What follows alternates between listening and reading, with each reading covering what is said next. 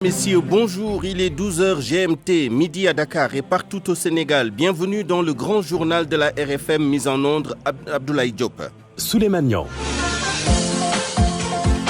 Tout de suite le sommaire de cette édition, l'hommage de la gendarmerie et les honneurs militaires au major Tamsir Sané, le commandant de la brigade de gendarmerie de Koumpentoum tué vendredi en opération, repose désormais au cimetière musulman d'Yoff. Le journaliste Adama Gaye, cueilli au saut du lit ce matin par la division des investigations criminelles. Selon nos informations, il est entendu en ce moment pour diffusion d'écrits contraires aux bonnes mœurs. À suivre notre dossier du jour sur les coups de poing dans l'arène à la lumière du violent uppercut de Modulo qui a mis Emerson KO hier.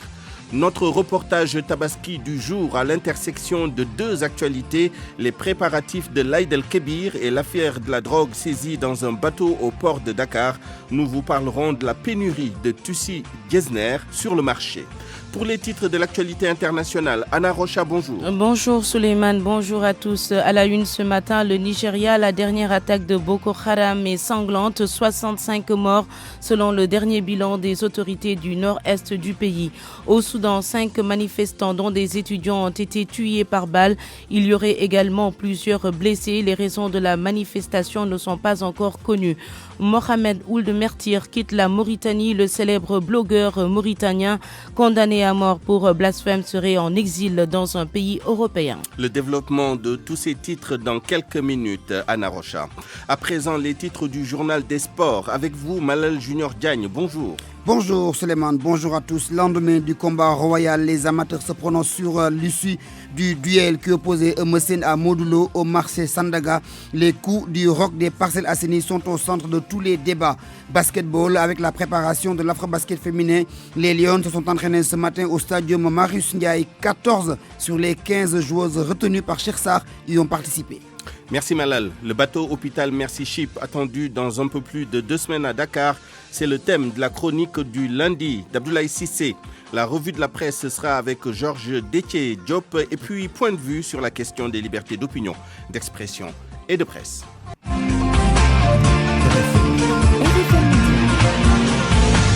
Souleymane Niang. C'est pour diffusion d'écrits contraires aux bonnes mœurs que le journaliste Adama Gaye a été arrêté ce matin à son domicile de l'immeuble Kébé par la division des investigations criminelles. Adama Gaye est entendu depuis 11h à la DIC. Le point avec vous, El Hadj Ndiogou Diène. Selon des sources proches du dossier, l'ancien journaliste de Jeune Afrique est entendu pour ses posts sur les réseaux sociaux. Des publications très souvent virulentes contre le président de la République et portant même atteinte à l'honorabilité de la première institution du pays. Les éléments de la division des investigations criminelles qui auditionne Adama Gaye en présence de son avocat Maître Khourey Chiba lui reproche d'avoir diffusé des écrits contraires aux bonnes mœurs, un délit puni par l'article 256 du Code pénal sénégalais. Le dit article relatif au délit contre la chose publique stipule que sera puni d'1 à 2 ans plus une amende de 25 000 à 300 000 francs quiconque aura fabriqué, détenu en vue d'en faire commerce, distribution, importer ou faire importer, transporter ou fait transporter, exposer ou fait exposer sciemment en public ou en privé tout écrit, dessin, peinture, affichage, film, gravure, emblème ou image contraire aux bonnes mœurs. Voilà donc les délits retenus contre le journaliste Adama Gaye qui a été cueilli tôt ce matin chez lui par la DIC. Il pourrait, selon les informations, être déféré au parquet. El Hadj Ndiogou Diène en direct dans ce studio. Bien sûr, nous reviendrons lors de nos prochaines éditions sur le développement de cette actualité. RFM, la radio de toute l'actualité. C'est dans la tristesse, mais dans une très grande solennité que la gendarmerie nationale a rendu les honneurs militaires à l'adjudant-chef-major Tamsir Sané avant de l'accompagner aux côtés de sa famille à sa dernière demeure au cimetière musulman de Yoff ce matin. L'émotion était très vive également parmi les membres de la famille venus nombreux à la cérémonie de levée du corps à la caserne Samba Diéry Diallo. La maréchaussée a salué l'engagement et le professionnalisme du major Sané tombé vendredi en opération. Reportage Papa Balagay. Mort en service commandé, l'adjudant-major Tamsir Sané a reçu tous les honneurs de la gendarmerie nationale et de la nation tout entière. Resté professionnel durant ses 32 ans de carrière, le commandant de Légion Est, lieutenant Ibrahima Simbo, dans la tristesse, parle d'un homme de valeur. Ses chefs, ses camarades et ses subordonnés ont toujours apprécié son esprit de camaraderie, sa rigueur et surtout sa haute conscience professionnelle. Sa dernière notation le présente comme gradé supérieur discipliné et de belle présentation, d'une remarquable habileté professionnelle et faisant montre d'un sens élevé des responsabilités. Il donne entière satisfaction dans sa fonction de commandant de brigade à féliciter. La famille, toujours affectée par cette perte, certains cachent difficilement la douleur.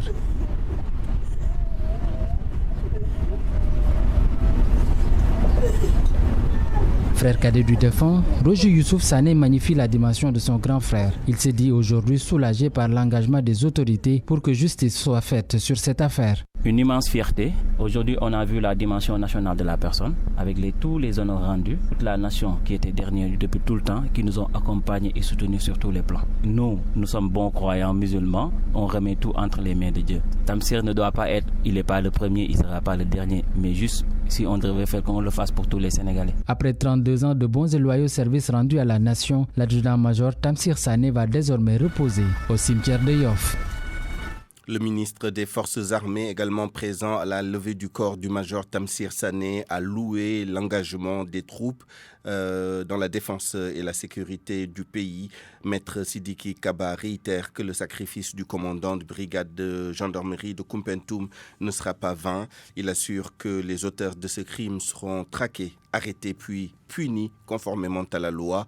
Les propos de Maître Sidiki Kaba sont recueillis par Pape Balagueye. Au nom du président de la République Macky Sall, au nom de l'ensemble des forces armées, nous présentons nos condoléances au peuple sénégalais, à la famille éplorée du major Tamsir Sané.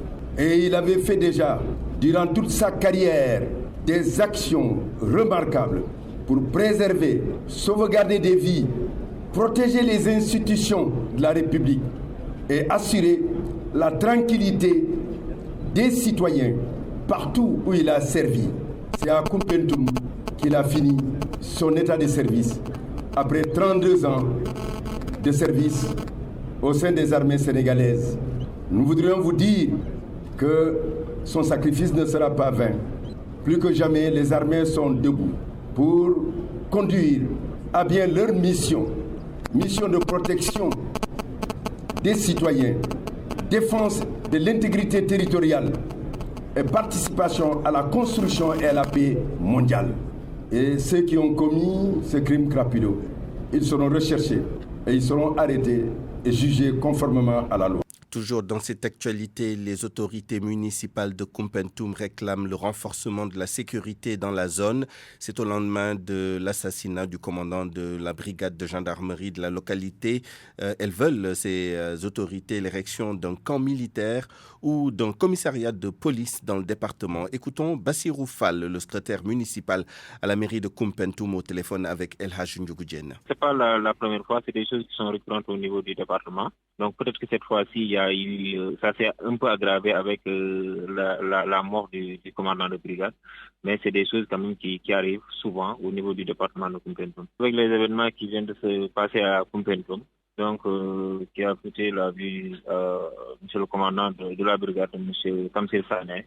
Donc la population de Koumpentoum réclame fermement quand même que la sécurité soit renforcée au niveau du département, donc avec l'installation d'un camp militaire au niveau du département, vu que Koumpentoum quand même est un département qui a des limites avec la Gambie et tant d'autres pays, et quand même la sécurité manque au niveau de ce département-là. Ou même un commissariat de police, parce que Koumpentoum est dirigé en département depuis 2008, mais depuis lors, nous n'avons pas de commissariat de police, donc nous n'avons que la brigade de gendarmerie qui compte peu d'éléments et dont les éléments aussi ne sont pas véhiculés, n'ont pas de dispositif quand même pour pouvoir faire face à l'insécurité au niveau du département. Et puis la mort tragique du commandant de brigade de la gendarmerie de Koumpentoum pose également la question des compétences territoriales de la police et de la gendarmerie. La police intervient, comme vous le savez, dans les zones urbaines et la gendarmerie dans les zones rurales.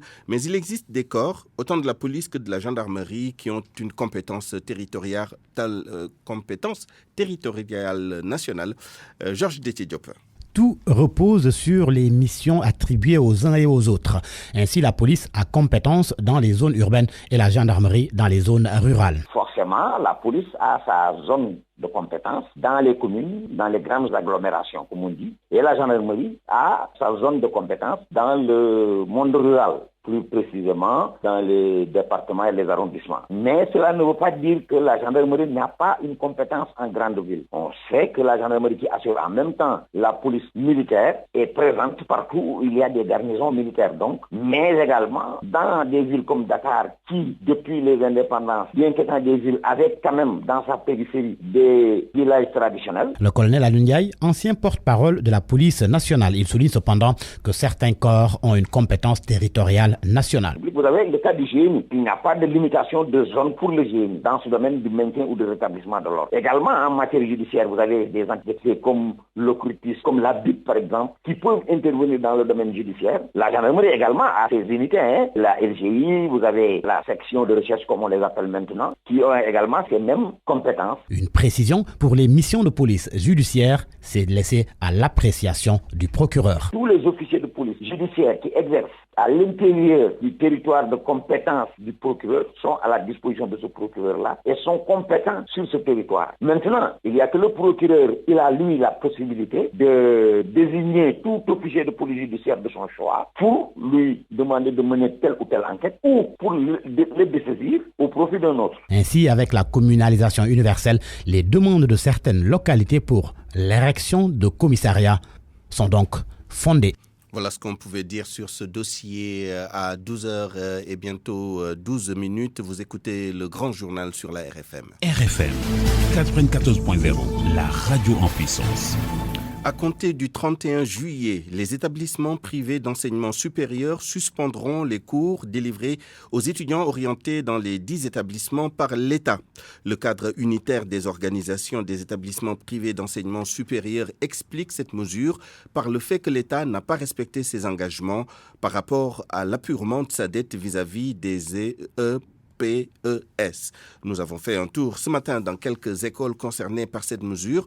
Les étudiants rencontrés demandent aux deux parties de penser à leur avenir qui est en jeu. Suivons le reportage d'Amadou Sabarba.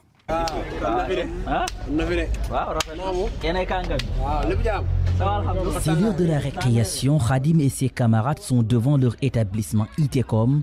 Ça discute sur l'actualité en partageant le verre de café Touba à tour de rôle sur le différend entre l'État et le cadre unitaire des organisations des établissements privés de l'enseignement supérieur.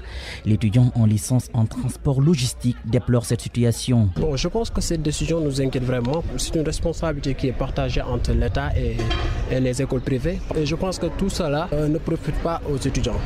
L'État aussi doit garantir une éducation de qualité. Même aussi les écoles privées, voyez bien, les gens qui sont dans l'État, leurs fils ne sont pas ici au pays. Que même les professeurs qui sont là. Boubacar ne met pas de gants. Il indexe l'État du Sénégal. L'étudiant en informatique estime que le gouvernement doit respecter ses accords signés avec les établissements privés. Le véritable problème, c'est l'État dans les instituts privés. Je pense que les professeurs, c'est leur droit de réclamer ce qui leur appartient.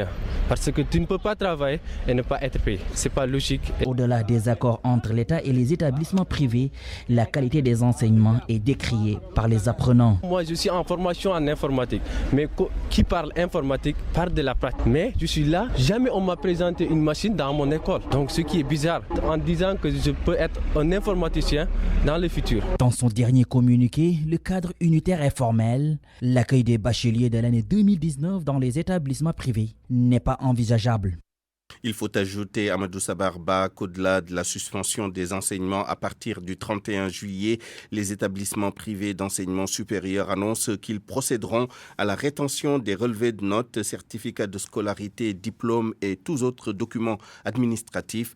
Le cadre unitaire conclut que, je cite, au regard de la situation actuelle et compte tenu du non-respect des engagements pris par l'État, l'accueil des bacheliers 2019 dans les PES n'est pas envisageable. Fin de citation. Venons-en maintenant à notre dossier du jour. La chute hier du lutteur Eumeu Sène repose le débat sur les coups que se donnent les lutteurs dans l'arène. Une telle violence expose ces athlètes à la maladie de Parkinson, exemple, selon le médecin du CNG, même si au niveau du Comité national de gestion de lutte, son vice-président explique que ce sont les lutteurs eux-mêmes qui se sont opposés au port des gants. Les amateurs de leur côté militent pour le maintien tel quel du règlement de la lutte avec frappe.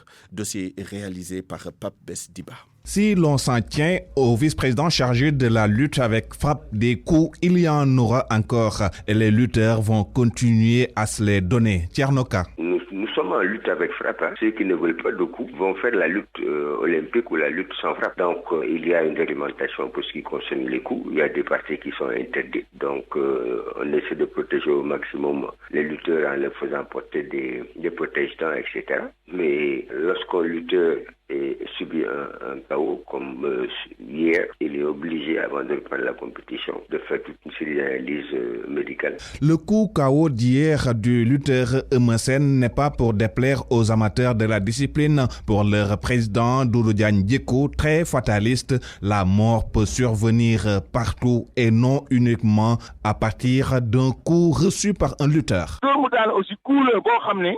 C'est un coup qui peut faire des dégâts. Ce n'est pas comme en football où un joueur peut courir et tomber à mourir sur le coup. C'est le sport de combat, donc on peut s'attendre à tout. Modou Lo ne voulait pas donner un coup de poing qui pourrait faire mal à Eumeu Sène, mais c'est dans le cadre du sport, il fallait s'attendre à cela.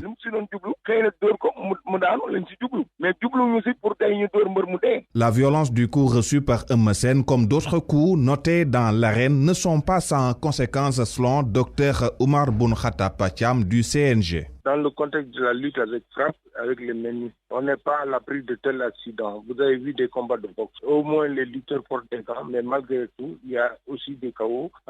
Il y a surtout des conséquences qui peuvent venir à long terme. Par exemple, vous avez vu Mohamed Ali, il était devenu parkinsonien.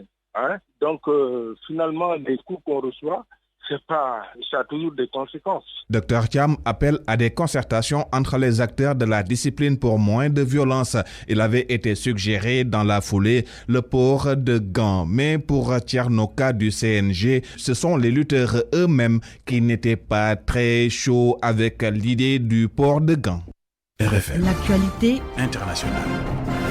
Anna Rocha, bonjour. Bonjour Souleymane, bonjour à tous. La Mauritanie d'abord, Mohamed Ould Khetir aurait quitté le pays. Le célèbre blogueur mauritanien se serait rendu dans un pays européen selon l'agence privée d'information mauritanienne Al-Akhbar. Mohamed Ould Khetir avait été condamné à mort pour blasphème avant de bénéficier d'une réduction de peine après avoir demandé pardon à la Oumma islamique. Après sa libération, le blogueur était maintenu en détention pour sa sécurité et celle du pays, disait le président Abdelaziz. Il a finalement décidé de le faire libérer avant son départ du pouvoir le 1er août prochain, date d'investiture du nouveau chef d'État mauritanien Mohamed Ould Ghazouani, vainqueur de la présidentielle du 22 juin dernier. Le bilan de la dernière attaque de Boko Haram s'alourdit. Un bilan revu à la hausse donc, le dernier bilan des autorités locales du village de Boudou où a eu lieu l'attaque fait état de 65 morts. C'est 3 fois plus que le chiffre annoncé samedi dernier, le jour de l'attaque. Les victimes participaient à des funérailles. Plus de détails avec Daoud Diouf. C'est en milieu de matinée du samedi que des hommes sur 3 motos ont débarqué dans le village d'Nganzi à une 60aine de kilomètres de Maïdougouri, tirant sur un groupe de personnes revenant tout juste de funérailles organisées dans un village voisin. Sur place, 23 corps inanimés. Le bilan de l'attaque a grimpé avec 65 morts. Les assaillants sont des membres du mouvement Boko Haram, étaient armés de Kalachnikov. Il faut rappeler qu'en juin, des présumés djihadistes avaient détruit une base militaire à Gajiram dans le même district, emportant avec eux des armes et des munitions et en pillant sur le chemin des villages voisins. Il faut aussi rappeler qu'au Nigeria, voilà 10 ans que la secte islamique Boko Haram, qui sévit dans le nord-est du pays, a fait au moins 27 000 personnes tuées et provoquant le déplacement de près de 2,8 millions. Soudan, 5 manifestants tués par balles ce matin. C'était lors d'un rassemblement. Parmi les victimes, 4 étudiants, rapporte RFI sur son site en citant un comité de médecins proches du mouvement de contestation au Soudan. Il y aurait également un nombre indéterminé de blessés. Koumba Sandiane Faye.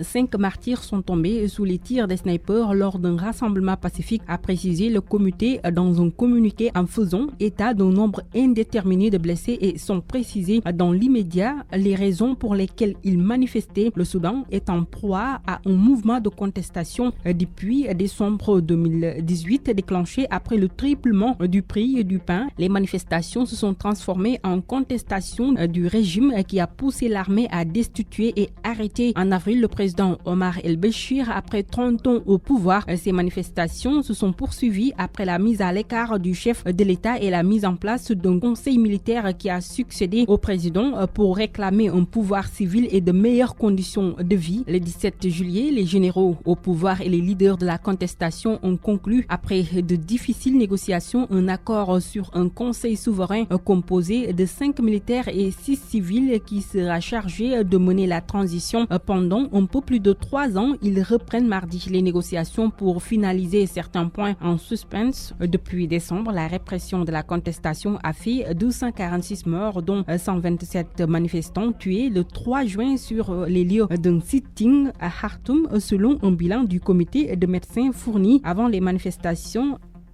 L'actualité internationale en plus bref, le président indien a entamé hier dimanche une visite d'une semaine en Afrique de l'Ouest. Il se rendra tour à tour au Bénin, en Gambie et en Guinée. C'est une première pour un haut responsable indien. Selon certains observateurs, cette visite officielle du président Ramnath est un symbole de rapprochement entre New Delhi et l'Afrique occidentale francophone. La RDC dans l'attente d'un nouveau gouvernement. La nouvelle équipe devrait être connue cette semaine. Selon Jeune Afrique, les dernières négociations se font en coulisses entre Félix Tshisekedi, le nouveau président congolais depuis 6 mois maintenant, et Joseph Kabila, le président sortant. Et puis cette nouvelle fusillade aux États-Unis, 3 morts et 15 blessés en plein festival de gastronomie en Californie. Le suspect, lui, a été abattu par la police, Souleymane. Merci Anna Rocha. Parole aux auditeurs. L'actualité. Qu'en pensez-vous? Moi, je pense que vous devez. Réagissez dans nos éditions d'information sur l'actualité. Bonjour. Oui, bienvenue sur cette antenne d'RFM. Du lundi au vendredi, vous avez la parole sur RFM. Aux alentours de 12h35, rendez-vous avec Point de vue sur la question des libertés d'opinion, d'expression et de presse. Nous serons avec Maître Pape Sen, avocat et président du Comité sénégalais des droits de l'homme, et avec le professeur Ababakar Gueye, constitutionnaliste et professeur à l'université Cheikh Anta Diop de Dakar. RFM Sport. Bonjour et bienvenue à Malal Diagne Junior. Merci Souleymane. Lutte avec frappe, le verdict du combat royal est au centre des débats au marché Sandaga. Là-bas, on ne parle que de cette affiche qui a eu lieu hier au stade Léopold Sédar Senghor. Un choc remporté par Modulo. Les commerçants et autres amateurs se prononcent sur l'issue du combat. Reportage signé Djouma Diouf.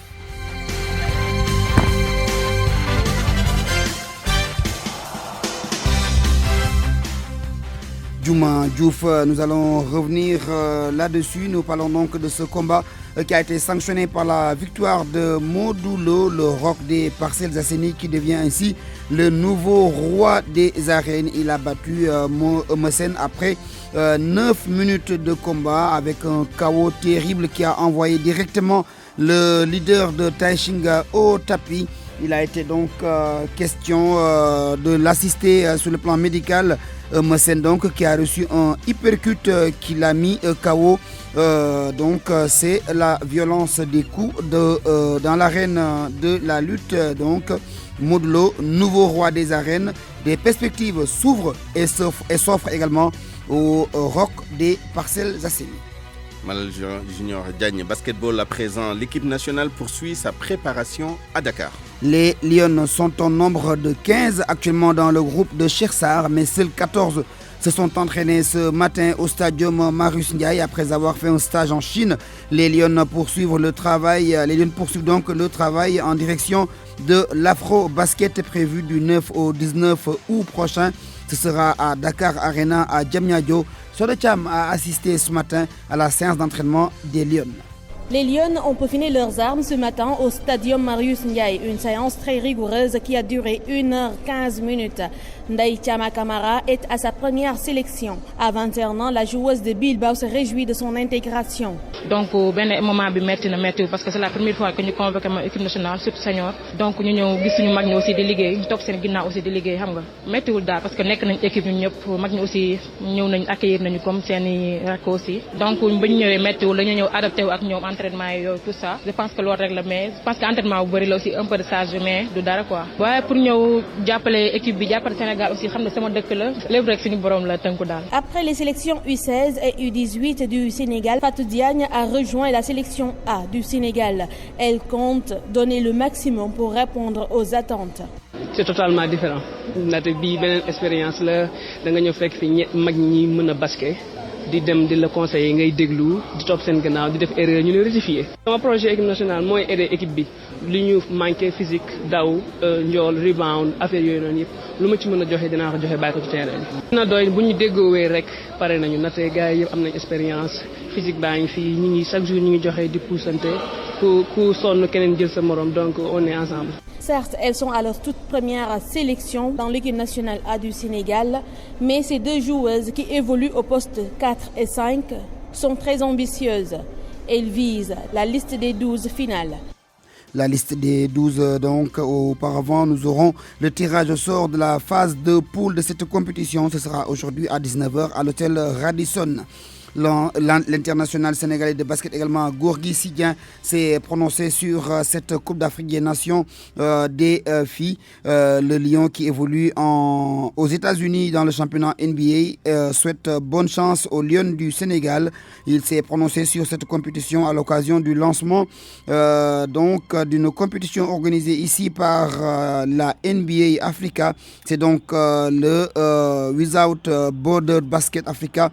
Gorgui Sidien, que nous allons écouter plus tard, a noté également que la 17e édition de cette compétition a été lancée hier.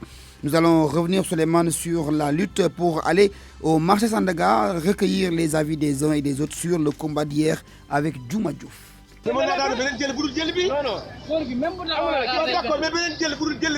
Marchandises à la main, des va-et-vient à la quête de clients, Djibril Dioum, vendeur de friperie, pense que Messen n'a pas su maîtriser son adversaire. Il ne devait pas diriger le combat, il a essayé de frapper Modulo et n'a pas pu l'atteindre. Il a manqué de conseils. Si j'étais son conseiller, je l'aurais dit d'attendre Modulo car c'est lui qui a le titre de roi des arènes. Sur sa moto, Demba Pouy encourage Emerson et félicite Modlo pour sa victoire. Le combat a été agréable, je suis fan d'Emerson, donc je l'encourage, je félicite Modlo et je souhaite que cette victoire soit une bonne chose pour lui. Entre déception et surprise, Code de Sandaga pense que Modlo avait encore à faire avant d'accéder au trône. Ce qui me fait mal est que c'est trop tôt pour Modlo d'être le roi des arènes. Il avait encore à faire et devait rencontrer des jeunes lutteurs avant d'accéder à Emerson. Devant sa cantine, Fallou pense que Emerson doit faire attention et éviter de rencontrer certains lutteurs comme Bombardier. S'il avait prouvé, le combat allait être très agréable, mais c'est trop facile d'être roi comme ça.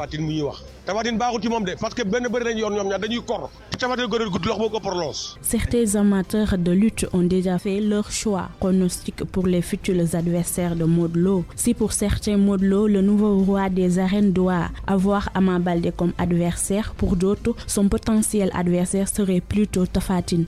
Les futurs adversaires du roi des arènes sont à Futur Média, Souleymane. Merci Malal Junior et surtout bon appétit Diagne. Merci Nyang. RFM, la chronique du jour. Le bateau hôpital Merci Chip attendu dans un peu plus de 2 semaines à Dakar. C'est le thème de la chronique du lundi d'Abdoulaye Cissé. Bien sûr que les patients qui réussiront à se faire enrôler pour se faire soigner et éventuellement guérir de leur pathologie ne remercieront jamais assez le Merci Ships, ce navire hôpital encore si bien appelé bateau de l'espoir. Car il y en a qui fondent beaucoup d'espoir en l'arrivée de cet hôpital flottant. Les derniers espoirs pour beaucoup. D'abord parce que c'est gratuit. Mais ensuite, et là, pub gratuite, Il s'agit de la prise en charge de maladies rares et pour l'essentiel de la chirurgie de reconstitution. Pardon pour les prouesses médicales des très réputés docteurs Saloum Diop, chirurgien digestif et hépatobiliaire pour la reconstitution d'appareils digestifs et surtout vital pour les patients.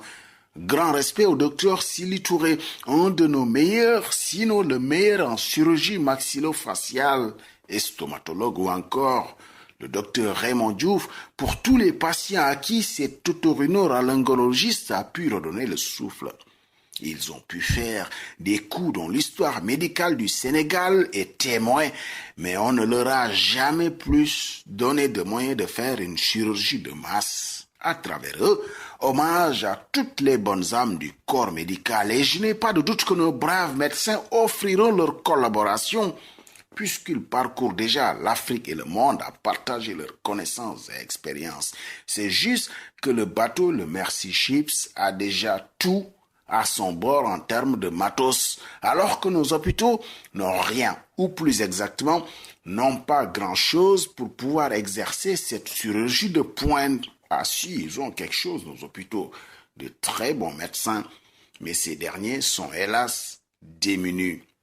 Le Mercy Ships n'est rien d'autre que des opérations de consultation gratuites et de soins gratuits que proposent ici certaines associations ou quelques bonnes volontés en mobilisant des médecins pour le bénéfice des populations de leur localité. Ce n'est pas plus compliqué que ça. Sauf que le bateau est extrêmement bien équipé en matériel et en ressources humaines jusqu'aux cuisiniers qui régalent le personnel à bord pour les mois d'expédition en mer. Ce n'est que depuis 1978 que cette association fondée par un couple à Lausanne en Suisse met des bateaux hôpitaux en mer. L'association en a 4 aujourd'hui, dont le Africa Mercy, acquis en 2007 et qui est le plus grand navire de la flotte. 1978, ce n'est juste pas si loin que ça, en tout cas pas pour la vie d'une nation indépendante depuis près de 60 ans. Si des bénévoles l'ont fait, pourquoi nous ne sommes pas capables, nous, d'avoir un hôpital bâti qui ne fait pas 10 mois et partir, mais qui va rester pour la prise en charge des malades et peut-être gratuitement pour ce que l'on appelle ailleurs les ALD, les affections longue durée dont personne ne peut payer les soins. Le succès du tri des malades alignés à tour d'arrivée sous le soleil, certains sont assis par terre, d'autres couchés à même le sol, dont des handicapés et des vieilles personnes, des conditions d'organisation et de mépris des malades. Cette situation dénote de l'incapacité de l'État à offrir des soins de santé. À défaut de grives, on se contente bien de merle. À défaut de soins de santé efficaces, on peut bien se contenter de monter à bord du Mercy Ships et de nourrir l'espoir de guérir. Tout le monde ne sera pas servi, hélas. Et pourtant, l'accès aux soins de santé est un droit universel auquel l'État ne peut pas se soustraire de le mettre à la disposition de ses populations. On peut toujours rêver, bien sûr. Merci tout de même au Mercy Ships. Welcome and have a nice day. Je l'évoquais tout à l'heure, le reportage Tabaski du jour, le Jesner, en rupture au marché des HLM. La cause, le retard des conteneurs bloqués en Italie dans les bateaux de la société Grimaldi. Une commande qui devait être reçue il y a 3 mois. Pour les commerçants, c'est un manque à gagner et ces derniers n'ont pas hésité à augmenter le prix du mètre de Jesner de 10 000 francs. Il est passé à 12 000 francs CFA. Nafissatou Silla, reportage.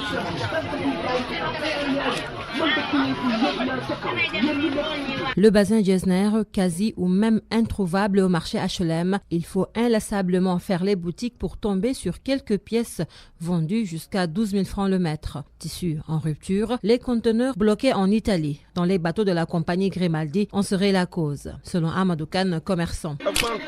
C'est avant le Ramadan que nos conteneurs sont bloqués en Italie. On nous a juste dit qu'il faut les vérifier un par un. C'est plus de 4000 conteneurs. Cela nous retarde vraiment. D'après quelques sources, ces conteneurs bloqués auraient un lien avec la saisine de drogue ces derniers mois, une situation qui impacte leur commerce. C'est vraiment compliqué, nous devons de l'argent aux banques et nous devons rembourser et c'est sans délai. Pour cette tabaski, à défaut de Diasner, d'autres produits sont proposés, mais les clients sont souvent catégoriques, de l'avis de Fatou Bintou, commerçante.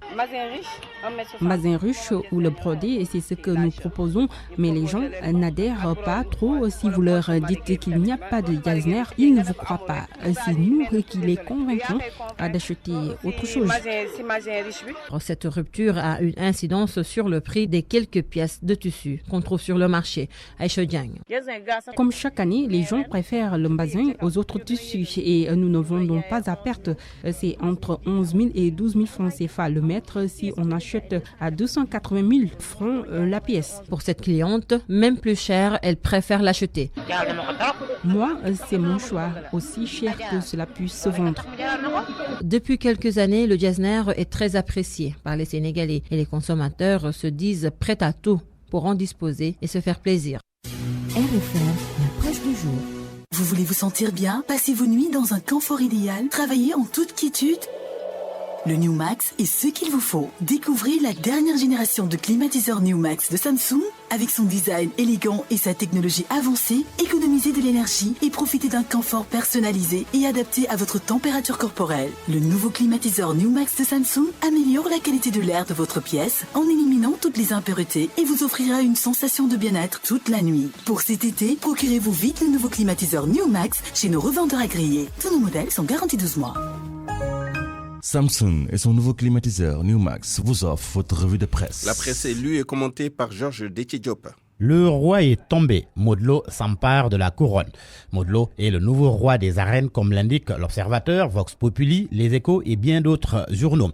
Ainsi, Les Échos rapportent que Modou Lo inflige un chaos royal à Eumeu Sène. Un chaos, oui, un chaos qui, si l'on se fie à Vox Populi, a failli être fatal à Eumeu, ce que confirme l'Observateur pour qui Eumeu Sène a pris le chaos le plus fatal. C'est plutôt une explication de l'ancien directeur technique national de la boxe, Mamadou Diallo. Bref, l'Obs rapporte que le lutteur de Pikine s'est écroulé après avoir reçu des uppercuts de Modou Lo et n'eût été la vigilance de l'arbitre, le pire allait se produire. D'ailleurs, Vox Populi l'ont relevé. Selon Vox Pop, l'arbitre a sauvé la vie du Pikinois finalement évacué à l'hôpital. L'Obs explique que Eumeu Sène était à terre, la tête dans le sable, quand l'arbitre du combat, Pierre-Malick Ngom, enchaîne les foulées pour venir au secours de la victime de Modou Lo.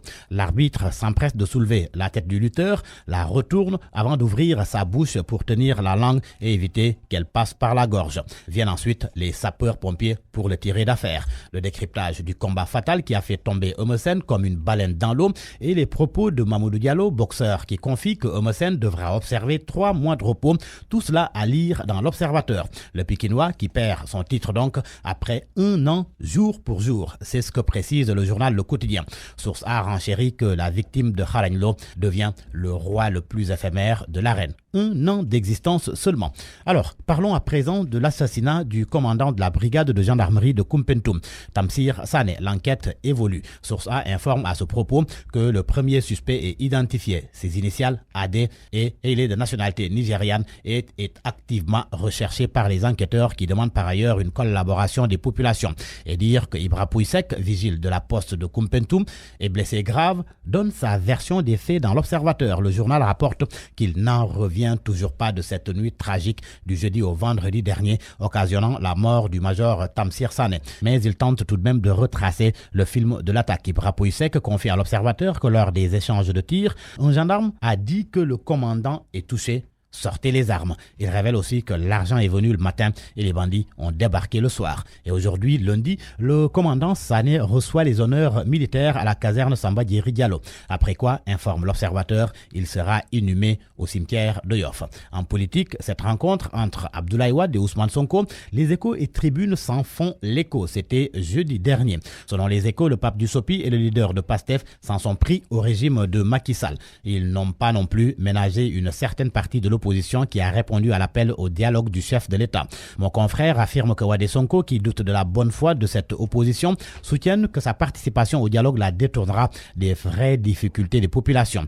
À la une du journal Le Soleil, à 15 jours de la Tabaski, plus de 54 000 moutons déjà entrée par Kidira. C'est une déclaration du ministre de l'Élevage. Samba Diobenka s'exprimait à Kidira dans le cadre de la préparation de la fête de la Tabaski. Et à 2 semaines de la fête, le quotidien gouvernemental souligne que l'effervescence n'a pas encore gagné les points de vente des moutons, au grand dam de certains vendeurs. Dans l'enquête, il est question d'inclusion financière. Le journal fait savoir que le rapport Accès Digital, l'avenir de l'inclusion financière en Afrique, a été publié dans le Global Fundex de la Banque mondiale en début de mois. Et il explique, entre autres paramètres, les modalités du dynamisme des services mobiles financiers en Afrique, au sud du Sahara, quoique l'inclusion financière soit loin d'être gagnée. Selon le rapport, le mobile money explose en Afrique subsaharienne. Le taux de pénétration, le plus illustratif, est celui du Sénégal. Enquête fait aussi savoir que la transaction via la monnaie électronique était de 16 943 milliards CFA fin 2017. À vos kiosques et bonne lecture. Pour cet été, procurez-vous vite le nouveau climatiseur New Max chez nos revendeurs agréés. Tous nos modèles sont garantis 12 mois. Samsung et son nouveau climatiseur New Max vous ont offert votre revue de presse. Point de vue. Regard croisé sur l'actualité du jour. À 12h40, bienvenue à notre rubrique Point de vue. Nous avons comme invité aujourd'hui Maître Papsen, avocat et président du Comité sénégalais des droits de l'homme. Bonjour. Oui, bonjour, M. Sissé. Monsieur Nyan Suleiman. Et le professeur Ababakar Gueye, constitutionnaliste, professeur à l'université Cheikh Anta Diop de Dakar. Bonjour, professeur. Bonjour, M. Nyan. Alors, première question à Maître Papsen, président du Comité sénégalais des droits de l'homme. Question à la lumière des dernières actualités relatives justement à ces droits de l'homme, particulièrement aux libertés fondamentales relatives à la liberté d'opinion, à la liberté de presse et à la liberté d'expression. Guy Marius Sagna qui a été arrêté et inculpé pour fausse alerte au terrorisme après que son organisation Frappe France Dégage ait publié un communiqué dans lequel il est affirmé que la France préparerait un attentat au Sénégal. Et plus récemment, ce matin, Adama Gaye, ancien journaliste de Jeune Afrique et homme d'affaires par ailleurs, qui a été arrêté par la DIC et qui est entendu actuellement et d'après nos informations sur la diffusion d'écrits qui seraient contraires aux bonnes mœurs. Est-ce qu'il y a lieu de s'inquiéter, maître, de ce que les libertés fondamentales d'expression, de presse et d'opinion puissent être, disons, menacées ou compromises? Oui, M. Nyan. En fait, moi, je n'ai pas la même lecture par rapport donc tout à l'heure à ce que vous venez de dire sur la liberté d'opinion et la liberté de presse. Pour la bonne et simple raison qu'au moment où je vous parle, notre Constitution, en son article 8, garantit ces libertés fondamentales que sont la liberté d'expression, mais également la liberté d'opinion. Donc, de ce point de vue, je pense que ce sont des droits constitutionnels qui sont protégés. Et il appartient à l'État, effectivement, de permettre à tous les citoyens ou à tous les organes de presse de jouir de ces libertés fondamentales. Par contre, aujourd'hui, nous sommes dans le cadre de la marche de la justice. Parce qu'en réalité, il s'agit de 2 affaires que vous venez de citer. C'est la machine judiciaire qui a été mise en branle. Pour la première affaire à propos de Guy Marius Sagna, une enquête a été ouverte. Aujourd'hui, le juge d'instruction a été saisi. Il a ouvert une information judiciaire. Et d'après effectivement les informations que nous avons aujourd'hui, il s'agit bel et bien d'une inculpation sur la base des dispositions de l'article 429 bis du Code pénal modifié en 2016 avec la loi 2016 donc du 8 novembre 2016 qui prévoyait un certain nombre d'infractions ou d'incriminations nouvelles. Et parmi ces incriminations nouvelles, nous avons effectivement la fausse alerte. Et comme vous le voyez, l'article 429 définit la fausse alerte. Et vous me permettez, je cite, celui qui, par un moyen ou procédé quelconque, communique ou divulgue une information qui fait fausse dans le but de faire croire à l'existence ou à l'imminence d'un attentat ou d'une explosion, d'une dégradation, détérioration ou menace, sera puni d'un emprisonnement d'1 an à 5 ans et d'une amende de 500 000 à 2 millions. Donc, il n'y a pas aujourd'hui une disposition dans notre code pénal qui renvoie à un délit d'opinion. Il s'agit bel et bien d'une incrimination et nous, on a appris à la fac d'ailleurs que les différents éléments qui composent une infraction à la loi pénale, c'est l'élément légal, matériel, intentionnel. Ici, la base légale des poursuites qui a été initiée par le ministère public et aujourd'hui la base de l'inculpation faite par le juge d'instruction, c'est les dispositions de l'article 429 bis. Donc, à mon niveau, il n'y a pas de péril par rapport donc à cette situation. Justement, allons à la faculté pour retrouver le professeur Ababakar Gueye, constitutionnaliste, professeur à l'université Cheikh Anta Diop de Dakar. Professeur, Maître l'évoquait tout à l'heure, les libertés fondamentales sont sanctuarisées dans la Constitution, protégées par la Constitution. Or, nous dit-il, ici, ce sont d'autres cadres juridiques, disons, qui sont convoqués dans les cas que nous avons évoqués.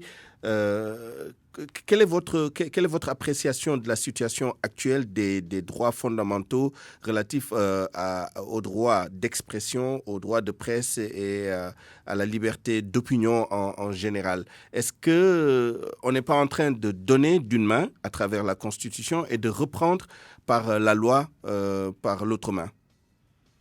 Alors, je ne peux pas dire qu'on est en train de reprendre ce qu'on avait donné, on est en train de reprendre d'une autre main ce qu'on avait donné par la main droite, par exemple.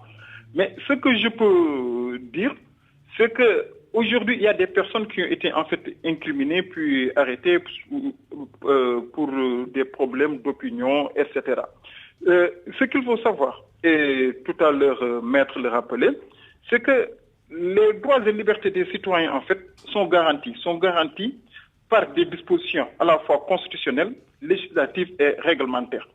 Et il a parlé de l'article 8 qui garantit donc à tous les citoyens la liberté d'opinion, la liberté d'expression, de même que la liberté de presse.